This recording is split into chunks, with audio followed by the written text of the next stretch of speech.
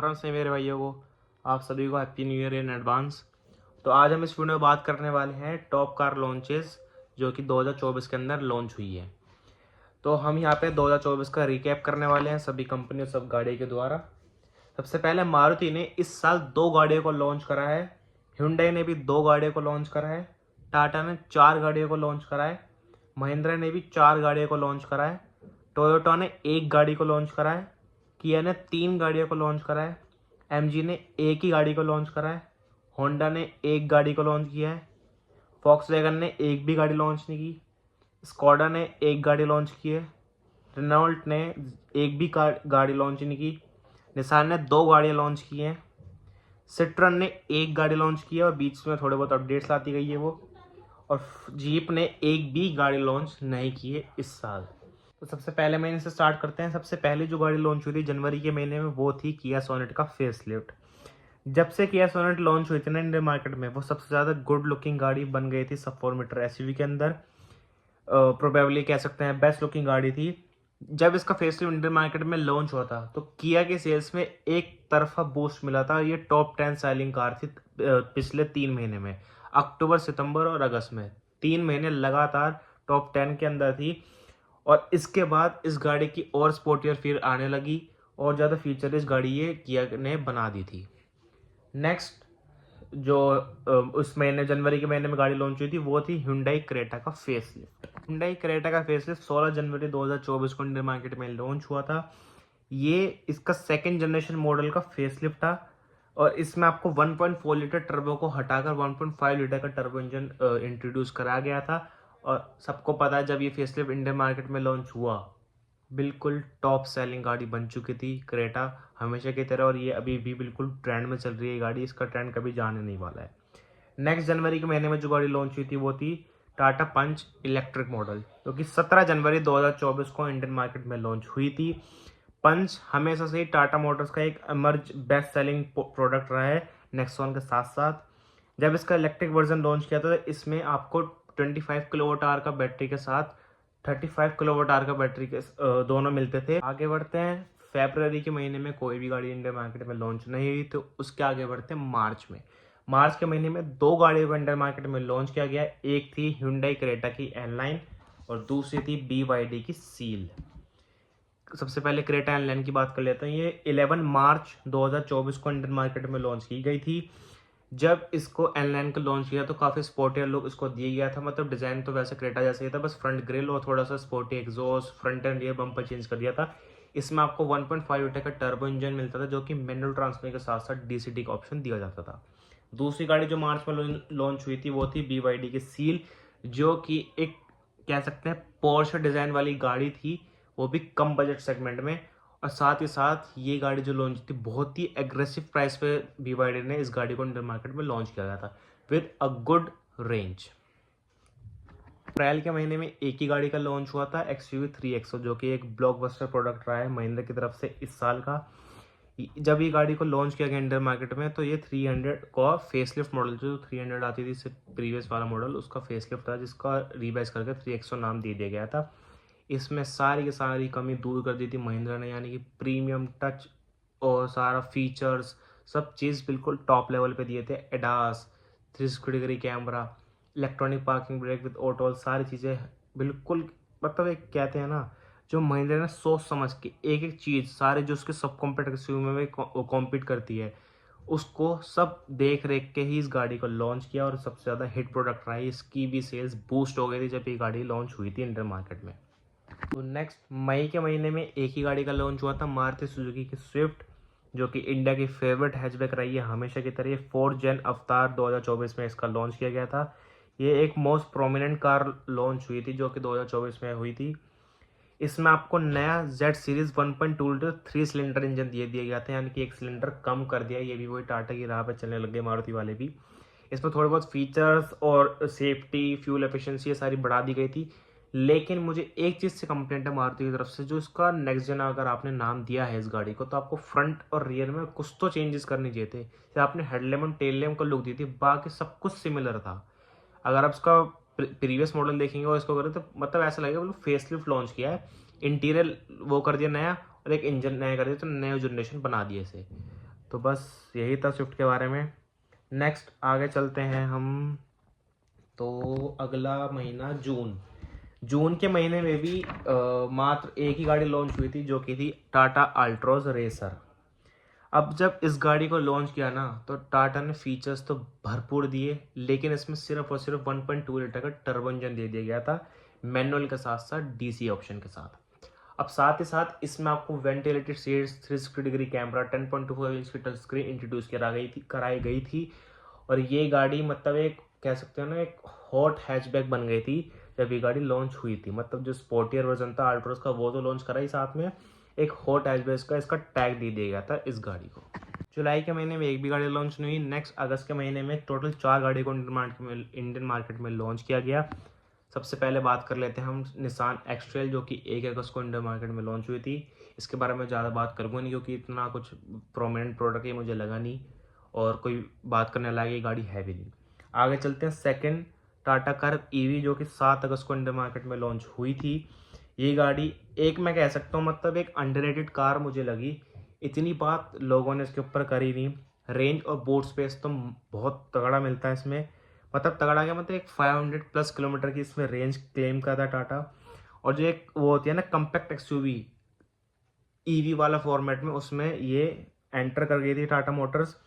एक जो प्राइसिंग होती है वो भी कॉम्पिटिटिव रखी है नेक्सॉन के आसपास ही। तो मतलब एक बंदा जाना चाहता नहीं कि अपर सेगमेंट की तरफ, तो वो टाटा ले सकता है, टाटा कार ईवी ले सकता है।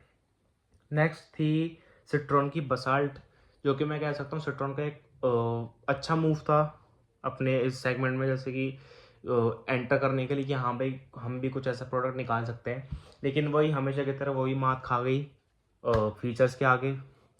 इतने फीचर्स में भी ऑफर नहीं कर पाई, जो कि हम सिट्रॉन को हमेशा से बोलते हैं कि भाई कुछ तो फीचर्स इस प्राइस पॉइंट पे निकालो। बस उन्होंने 7.99 लाख रुपये से वो प्राइस टैग दे दिया, तो थोड़ा ऐसा लगा कि भाई थोड़े कस्टमर जो हैं वो अट्रैक्ट होंगे। इतने अट्रैक्ट हुए नहीं। जब पहले महीने में इसकी सेल्स थोड़ी बहुत हुई थी, फिर वापस से वही 200, 250, 300 यूनिट पे आके गिर चुकी। नेक्स्ट महिंद्रा थार रॉक्स, जो कि 2-2.5 साल से सबसे ज़्यादा हाइप प्रोडक्ट था महिंद्रा की तरफ से। और ये इसके बारे में तो जितनी बात करें उतना कम है। बूस्ट करने वाला है सेल्स को, अभी तो नहीं, क्योंकि मुझे लगता है जनवरी 2025 से महिंद्रा के सेल्स में बूस्ट करेगा ज़रूर। इस गाड़ी को 15 अगस्त को इंडियन मार्केट में लॉन्च किया गया था। जब इस गाड़ी को लॉन्च किया गया ना, तो हमें नहीं लगा था कि हमें लगा था मतलब हमें इतना नहीं लगा था कि फीचर इस गाड़ी देंगे महिंद्रा इस गाड़ी को, क्योंकि ऑफ रोड ओरिएंटेड गाड़ी थी। इसे अब फैमिली ओरिएंटेड तो बना दिया गया, मतलब ये कह सकते हैं 80% फैमिली ओरिएंटेड और 20% ऑफ रोड व्हीकल इसे बना दिया गया है। इसमें आपको level 2 ADAS, 360 degree camera, ventilator से, मतलब कहते हैं ना महिंद्रा स्कॉर्पियो एन से भी ज़्यादा फीचर्स गाड़ी में लॉन्च किए गए थे। ये गाड़ी हमें लग रही थी कि बस एक डोर पीछे लगा दिया जाएगा, थोड़े बहुत और फीचर्स डाल दिए जाएंगे तो महिंद्रा इस गाड़ी को लॉन्च कर देगा। और साथ ही साथ इसका प्राइस भी अच्छा रखा गया, स्टार्टिंग प्राइस भी अच्छा रखा गया। मतलब हर चीज़ की वैल्यू फॉर मनी लॉन्च की महिंद्रा ने। अब नेक्स्ट आगे बढ़ते हैं हम सितंबर के महीने में। इस महीने 2 गाड़ी को लॉन्च किया गया। पहली थी टाटा कर्व का आइस मॉडल, दूसरी थी MG Windsor EV. Tata curve के बारे में बात कर चुका हूँ, मतलब ईवी वाला वही सेम कॉन्सेप्ट था उसका भी। मतलब इतना जो सहानुभूति है कह सकते हैं ना, उतना अट्रैक्शन नहीं मिल पाई उस गाड़ी को कभी। नेक्स्ट एमजी विंडसर ईवी, ये एक गाड़ी है जो कि एमजी की सेल्स को बूस्ट कर पाई है पिछले 2 महीने में। ये गाड़ी ईवी की बेस्ट सेलिंग गाड़ी बन चुकी है, मतलब ईवी वाले सेगमेंट में बेस्ट सेलिंग गाड़ी बन चुकी है। इस गाड़ी ने ना एमजी की सेल्स को पूरी तरह से बूस्ट कर दिया गया है। अब ये ऐसा प्रोडक्ट लॉन्च किया था ना एमजी ने कि सबको लगा था ये भाई 20 लाख पार गाड़ी जाने वाली है, 20 लाख रुपए पार कर जाएगी, जो भी इसका प्राइस रखा गया था। लेकिन एमजी ने इतना कमाल का मूव खेला है ना, 20 लाख से कम में इस गाड़ी को लॉन्च करा और बेस प्रोग्राम लॉन्च करा है, जैसे कि आप बैटरी रेंट पे ले सकते हैं। तो मैं कह सकता हूँ एमजी का ये भी आज तक का सबसे बेस्ट प्रोडक्ट मुझे लगा। तो अक्टूबर के महीने में भी 4 गाड़ी को लॉन्च किया गया, जो कि 2 थी किया की तरफ से, एक निसान की तरफ से और एक BYD की तरफ से। तो सबसे पहले बात कर लेते हैं हम किया की तरफ से। किया की तरफ से किया कार्निवल लॉन्च की गई, जो कि एक एक्सपेंसिव प्रोडक्ट था किया की तरफ से। इसे भी बिल्कुल बाहर से मंगा के इंडिया मार्केट में लॉन्च किया गया। 3 अक्टूबर को ये गाड़ी लॉन्च हुई थी। एक्सपेंसिव प्रोडक्ट था, पर एक कह सकते हैं जो किया की उम्मीद थी उससे ज़्यादा ही गाड़ी बिक रही है। तो फीचर्स तो इसमें दिए गए अच्छे। उसके बाद किया EV9 लॉन्च की, जो कि बिल्कुल मुझे लगता है ज़रूरत तो नहीं थी खैर गाड़ी को लॉन्च करने पर, किया नहीं किया कि भाई हम भी उस सेगमेंट में जा सकते हैं, ऐसी भी हम लॉन्च कर सकते हैं। ये भी 3 अक्टूबर को लॉन्च की गई। अगली जो गाड़ी थी वो BYD की तरफ से थी, E-Max 7 थी, जो कि 7 सीटर वर्जन था। जो इसका इससे पहले इसका 7 सीटर अवतार है जो कि सिर्फ कमर्शियल के लिए यूज़ की गई थी, अब वो finally as a private vehicle भी यूज़ करने लगे हैं लोग। तो इसमें आपको भी ये 8 अक्टूबर को लॉन्च की गई थी। ये भी एक कह सकते हैं बेस्ट लुकिंग MPV बन गई थी इन द EV सेगमेंट। अगली जो थी निसान मैग्नेट का फेसलिफ्ट था।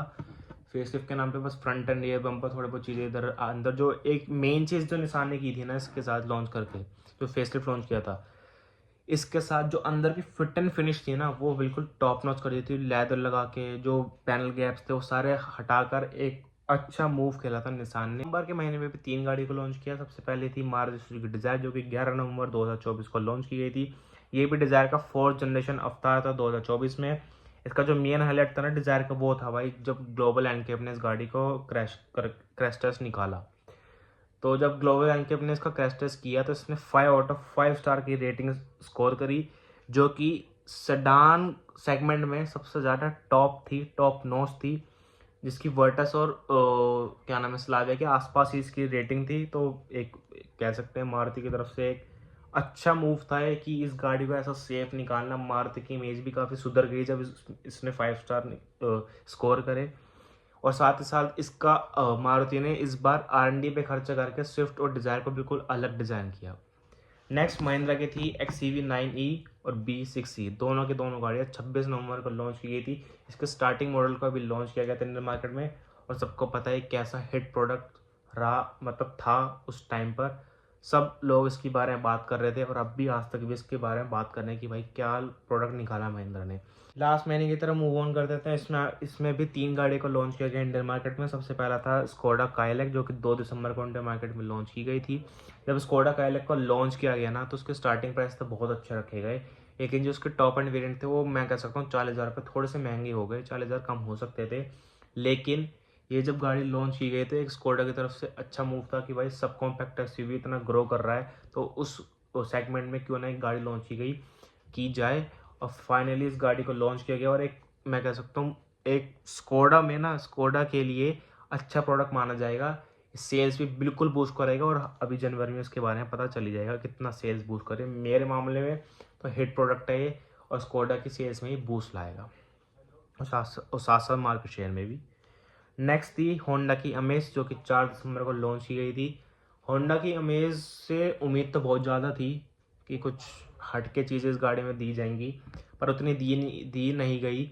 बस वही एलिवेट वाला डिज़ाइन दे दिया, फ्रंट से अंदर से दे दिया एलिवेट वाला डिज़ाइन, पीछे से थोड़ी सी छोटी सी सिटी बना दी, बस ये था। एडास दे दिया, बस थोड़े से मैं कहूँगा स्टार्टिंग प्राइस थोड़े से महंगे कर दिए इसके, और क्या नाम है टॉप वेरिएंट भी थोड़ा सा महंगा हो गया, कम किया जा सकता था।